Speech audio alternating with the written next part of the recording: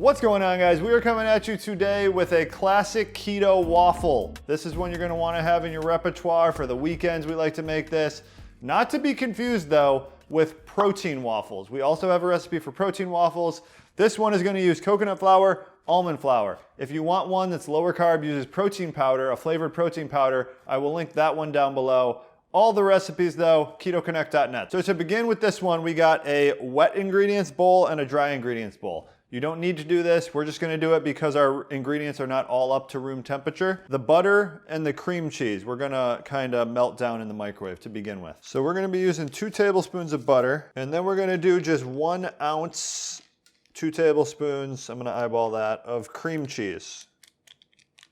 So we're gonna pop this in the microwave for 10 to 15 seconds just to soften it, melt it down a little bit. Okay, it's kind of fully softened. It's also kind of like clumpy and messed up, but that's okay. You can't really mess these up. What Mega says though is you should melt the butter separate from the cream cheese. The cream cheese starts like flying all over the microwave. It's not good. For flavor, this is optional. We're gonna add a teaspoon of vanilla to the wet ingredients. Let's talk sweeteners.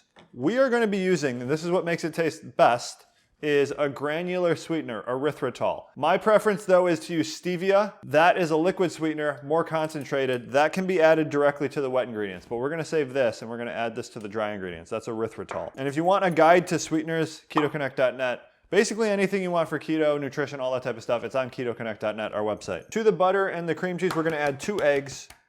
And as you add one, you're gonna wanna whisk so it doesn't burn.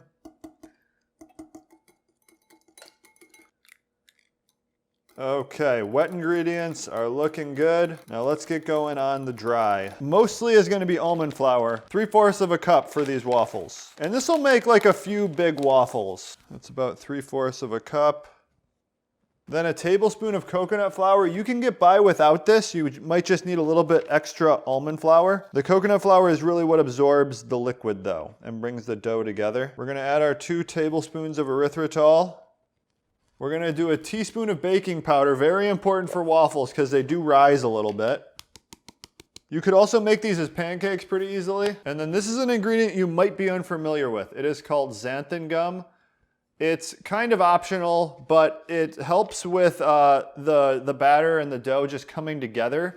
It kind of like adds a bread-like quality to keto baked goods. It's an emulsifier, I believe, is how it's like actually categorized. So about a 1/2 teaspoon here. And again, you can get by without this. And lastly, we just need a pinch of salt. I like to do a pretty big pinch. So we got the dry. We're gonna mix that together briefly, break up all the chunks, and we will add the wet. Still got some cream cheese chunks in there. It's not ideal. They'll melt down in the waffle maker though. If your batter isn't coming together at first, you can let it rest for like 5 minutes. The coconut flour takes a little bit of time to work sometimes. Or if it's really not coming together, you might just need to add more. And if it's too stiff, then you might need to add a little more liquid. You can even just add water. Now we got our waffle iron fully heated here. I like to add a little bit of cooking spray. This is avocado oil. And then I just spoon the waffle batter into the waffle iron sort of arbitrarily. I like to do smaller ones so it looks more like rustic if it doesn't go all the way to the edges. So like I'll just do 1 big scoop in the middle.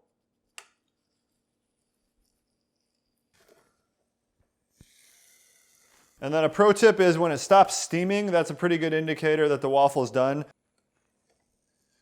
That looks good. I might have even left it in a little long. You see how it comes out looking cool when you don't fill it all the way? Like you could find this at a trendy brunch spot, right? Okay, let's make a few more, then we'll be back to taste test. This is the thickest one. But there it is, 3 waffles. This is just a nice weekend breakfast. Waffle toppings, what do we got? I usually just do butter. There's a lot of new keto-friendly syrups though that are out there that you can buy that are specifically made for keto. There's like Lakanto, monk fruit syrup. There's a bunch of ones like that that are like specialty products.